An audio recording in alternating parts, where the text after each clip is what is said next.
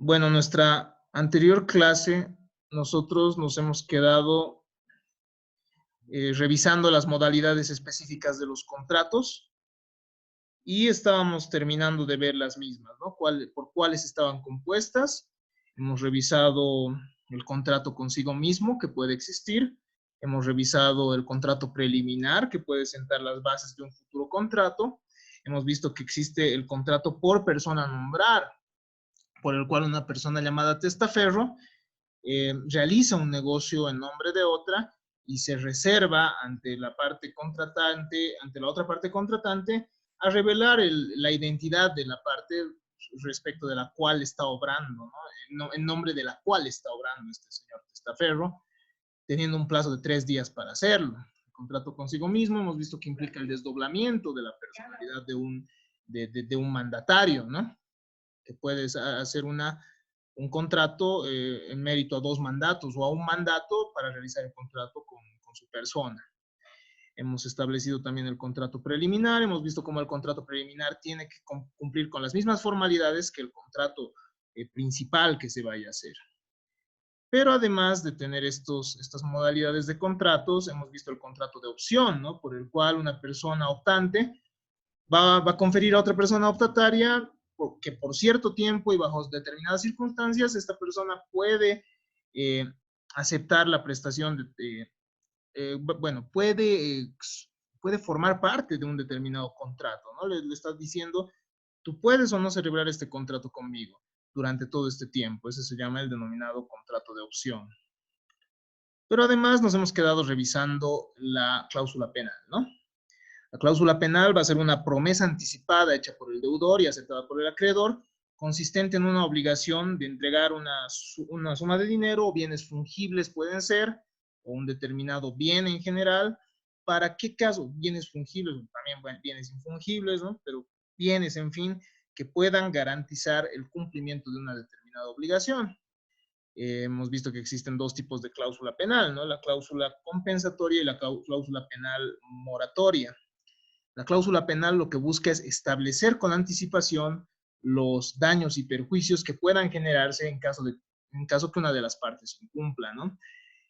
Refuerza el cumplimiento de la obligación, ya que mediante esta figura, mediante esta modalidad específica de los contratos, las partes van a procurar no incumplir, ¿no? Para no tener que pagar esa sanción, porque la cláusula penal es similar a una sanción, ¿no? No tiene nada que ver con el derecho penal, simplemente es una multa que se pueden poner entre las partes, podríamos decirlo en términos tal vez no muy precisos, pero sí es una forma por la cual se establecen los daños y perjuicios, ¿no? Es accesoria, es decir, el contrato es el principal, sea de compraventa, sea de arrendamiento, sea, qué sé yo, de mandato, sea un contrato de transacción, sea de cualquier naturaleza, un contrato puede contener cláusula penal, en la cual va a ser accesoria. ¿Qué significa? Nosotros conocemos el principio sobre el cual se rige el derecho de bienes, ¿no? Y los derechos también son bienes. En este caso, sigue la suerte de lo principal. ¿Qué significa? Que si el contrato se extingue por su cumplimiento o por una nulidad, también la cláusula penal perece junto a ella, ¿no? O sea, se termina por extinguir. ¿Qué más podemos decir respecto a la cláusula penal? La cláusula penal puede ser de 2 clases, una cláusula penal compensatoria y una cláusula penal moratoria. La cláusula penal compensatoria va a ser un compromiso en caso de incumplir la obligación. No se puede exigir a la vez el cumplimiento de la obligación cuando existe cláusula penal compensatoria y cuando se termine entregando el bien, porque al final lo que busca la cláusula penal compensatoria es compensar, ¿no? Es decir, si una parte ha incumplido su obligación, lo que busca la cláusula penal es que la otra, en compensación, realice la entrega de un bien o el pago de una suma de dinero. Entonces, al realizar la compensación, ¿qué significa? Está satisfaciendo lo que al final la otra parte requería. Por tanto, no se puede pedir a la vez la cláusula penal compensatoria, es decir, que la parte cumpla con la cláusula penal compensatoria, y a su vez pueda exigir el cumplimiento de la obligación. Eso terminaría siendo desproporcional inclusive. Tenemos además la cláusula penal moratoria. La cláusula penal moratoria de igual manera es un compromiso en caso de retraso, es decir, también va a ser una sanción que las partes establezcan en caso de que una de ellas se retrase en el incumplimiento. Este compromiso va a ser el de entregar un bien o pagar una suma de dinero. Ahora, se puede pedir el cumplimiento más el pago de la pena. ¿Por qué? Porque en la cláusula penal moratoria simplemente se está realizando el pago por el retraso. No se está pagando el pago, no se está realizando la entrega de un bien o el pago de una suma de dinero por todo el bien, sino simplemente por los daños que se pudiera generar por el retraso, ¿no? Por el retraso en el cumplimiento de la obligación. Creo que es claro esto, ¿no? Una cláusula penal compensatoria, entonces establecerá, en caso que la parte incumpla, entregará a la otra este otro bien, ¿no? Que va a compensar la entrega del bien anterior. En caso que este bien, bueno, obviamente va a variar según las circunstancias de cada contrato, tal cual ya les he manifestado anteriormente. La cláusula penal moratoria, por su parte, va a establecer, ¿no? En caso de retraso, se establece una multa diaria de 80 bolivianos, 100 bolivianos, entonces va a establecer de acuerdo a la naturaleza de las obligaciones también. Eso implica que la cláusula penal no puede ser tampoco desproporcional. Lo que sí, la cláusula penal cobra cierta firmeza y el único que puede, digámoslo así, hacerla proporcional en caso de ser excesiva es un juez. El juez puede rebajar las, las cláusulas penales, ¿no? El desprendimiento patrimonial que deba realizar una de las partes cuando resulte excesivo. Ahora, mediante la cláusula penal, el juez ya tiene un parámetro para establecer los daños y perjuicios, ¿no? Y las partes ya saben también a lo que terminan sometiéndose.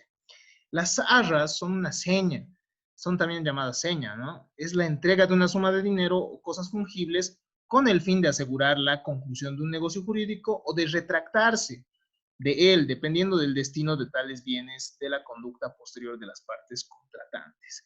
Si se dan cuenta, una diferencia importante entre las arras y la cláusula penal es que las arras implican una entrega efectiva de dinero, ¿no? Una de las partes entrega a la otra un monto de dinero como seña para cumplir la obligación o como seña para el caso de retractarse. Es como decir, ¿no? Te estoy entregando este dinero para asegurar que voy a cumplir esta obligación. Eso en las arras confirmatorias. Y en las arras penitenciales es, te estoy entregando este dinero para que tú te lo quedes en caso que yo me retracte, ¿entienden? Entonces, son medios, es un pago anticipado de dinero, bueno, una entrega anticipada de dinero o de bienes fungibles, en este caso, a diferencia de la cláusula penal, que puede ser, qué sé yo, incluso bienes no fungibles. Y la diferencia principal es que en las arras se hace la entrega efectiva de una suma de dinero. En la cláusula penal se está estableciendo anticipadamente qué va a pasar cuando las partes incumplan el contrato o cuando se retrasen en el cumplimiento de un contrato, ¿no? En sí el retraso ya es un incumplimiento, ¿no? El contrato, pero tiene efectos diferentes. Tenemos dos clases, bueno, las dos clases que habíamos manifestado hace un momento, ¿no? Las arras penitenciales y las arras confirmatorias. Las arras penitenciales entonces son una reserva de retractarse. Se paga anticipadamente una pena, dicen, ¿no? La teoría. En caso de incumplimiento, solo hay una opción en las arras penitenciales. ¿Cómo es esto? En caso de incumplir las arras penitenciales, se va a pedir la rescisión del contrato con los siguientes efectos, ¿ya? O sea, ¿qué significa? ¿Dónde está esto? Ya. En caso entonces de las arras penitenciales, ¿qué significa? Una de las partes está reservándose esa facultad de retractarse. Y bueno, la otra parte también puede retractarse. Las arras penitenciales, la entrega del dinero de las arras penitenciales, significa que cualquiera de las partes puede retractarse. Entonces, eso significa que ya no se puede pedir el cumplimiento, ¿ya?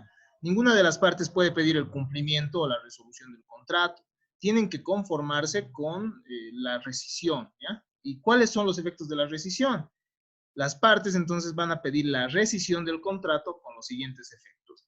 Si el que ha dado el dinero de las arras se retracta, entonces pierde lo pagado. Pero si el que ha recibido el dinero se retracta, tiene que devolver el dinero en el doble.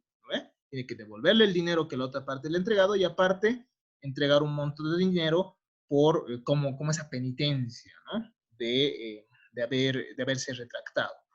Entonces, las arras penitenciales son una reserva de retractación. Por eso es que, como las partes han dicho, tal vez yo me retracte en algún momento, por eso es que no pueden exigirse entre ellas el cumplimiento, ¿no? Porque en algún momento han dejado claro que pueden retractarse. Ahora, las arras confirmatorias van a reforzar el cumplimiento de lo pactado, ¿ya? Estas sí, o sea, son una forma de confirmar que el contrato, como sea, se puede llegar a cumplir. Implica la entrega de dinero o cosas fungibles, de igual manera que las arras confirmatorias. Entonces, las partes se acuerdan, ¿no? Tú me entregas este monto de dinero como arras. Ahora, en caso de incumplirse el contrato por cualquiera de las partes, hay tres opciones en el caso de las arras confirmatorias. Uno de ellos es la rescisión del contrato con los siguientes efectos, ¿no? Porque eso depende de la parte que en determinado momento haya cumplido y sea acreedora, ¿no? Y o sea, que esté pidiendo el cumplimiento de la obligación. Ella puede rescindir el contrato y de acuerdo a quién haya entregado el dinero y quién lo haya recibido, las reglas son las mismas que hace un momento hemos explicado, ¿no? Si el que las dio se retracta, si es que el que ha dado el dinero se retracta, pierde entonces lo pagado, que es retenido por el otro contratante. Si el que recibe el dinero se retracta, devuelve el dinero en el doble. Son los mismos efectos, ¿no? En las dos, pero eso ya depende de la diferencia es que en las cláusulas confirmatorias, la parte que ha cumplido Hola. tiene diferentes opciones. ¿Alguien está con su micrófono encendido? Gabriela. El, la otra posibilidad es que la parte que ha cumplido, si es que estamos ante un contrato bilateral, yo creo que sí al menos, pueda pedir el cumplimiento de la obligación. Como son arras confirmatorias, es decir, se ha dado una seña para cumplir, entonces la parte que guste también, o sea, en su momento, de acuerdo a estas tres opciones, puede realizar y puede pedir ante el juez que se cumpla la obligación. O por último, puede decir, se ha incumplido la obligación. Entonces yo quiero que se termine el contrato, pero que se me paguen daños y perjuicios, ¿no? Eso ya dependerá mucho del análisis que realice la parte, porque puede suceder muchas veces que el monto de las cláusulas, entregado como arras, no abastezca los daños y perjuicios, y por eso sea mejor acudir a la resolución del contrato más daños y perjuicios. Espero que se haya entendido estas diferencias entre la cláusula penal y las arras confirmatorias, arras penitenciales, cláusula penal, moratoria, cláusula penal compensatoria. En realidad pensé que ya habíamos, bueno, de esta manera hemos terminado la temática y en un momento más voy a empezar con los efectos generales de los contratos, ¿ya? Así que dejamos de grabar esto.